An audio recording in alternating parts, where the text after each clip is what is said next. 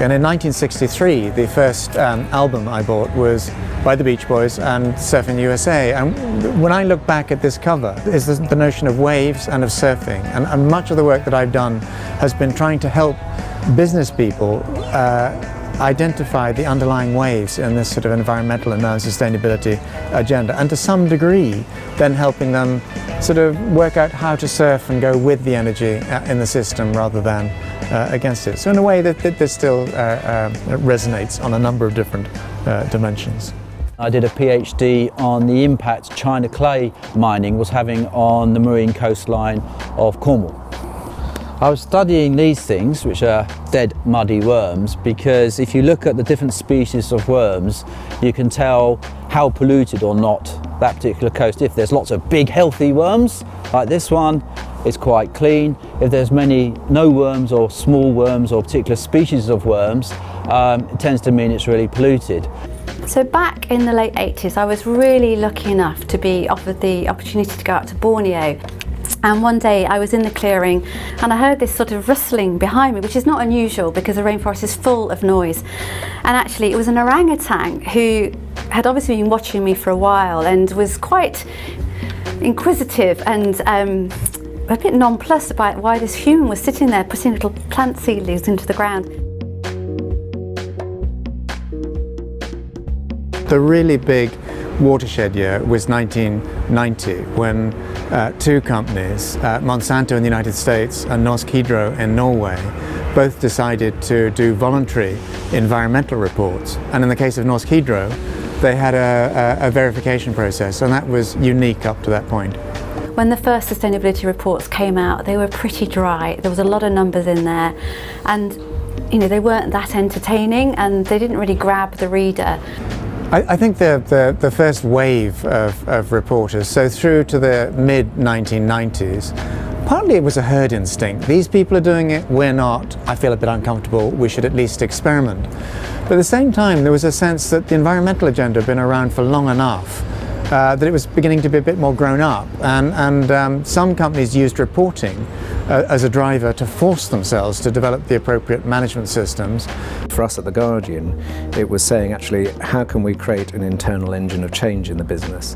And so the sustainability reporting was a way of bringing together information, bringing together energy into one. So the report was there just to, in a sense, be an agent of change. The Stern report and An Inconvenient Truth actually had quite different effects. So the Stern Review on the Economics of Climate Change, I think, is best seen as a tool or as a report that legitimised public policy action on climate change. An Inconvenient Truth actually had quite a different effect, because at the time An Inconvenient Truth was launched, and as you will remember, Al Gore did a number of high-profile events in the UK. Quite a lot of business leaders were brought or dragged, depending on which term one uses, along to events where he spoke.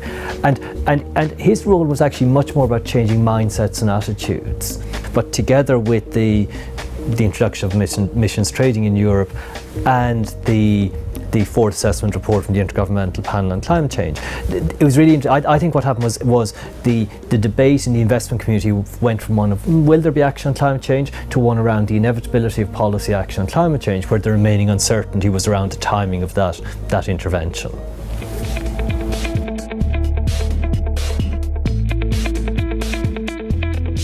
Investors will expect companies that say sustainability is a huge challenge for us to explain why it's important, what they're going to do about it, and what it means for the business. So I think I would suggest that in the ideal world, and of course we don't really live in the ideal world, that companies develop strategy, investors challenge it.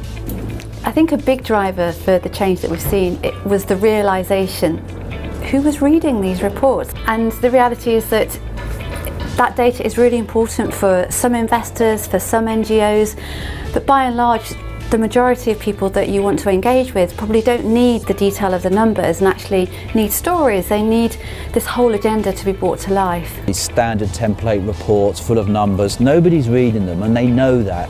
So people are looking for more creative ways to engage stakeholders through conversation, through videos, through YouTube. Creativity is vital. I mean, you know, we all know there's the old saying that nobody reads their reports, you know.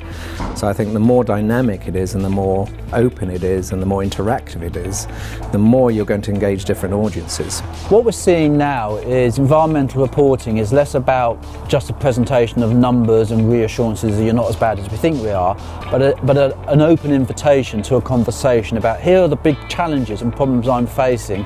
This is my opinion. Please join me and work with me to find a common solution. So it's less about numbers, it's more about conversation.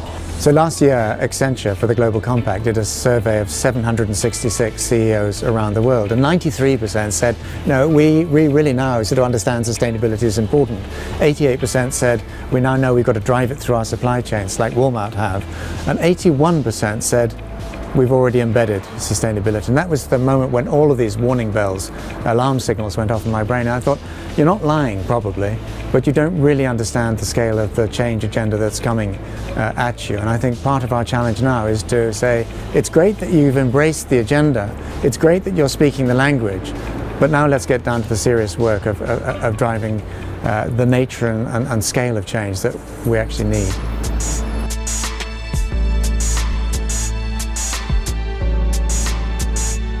My sort of number one prediction about what sustainability reporting will look like over the next 5 or 6 years will be a lot more about storytelling. There'll be far more creative ways of telling the story.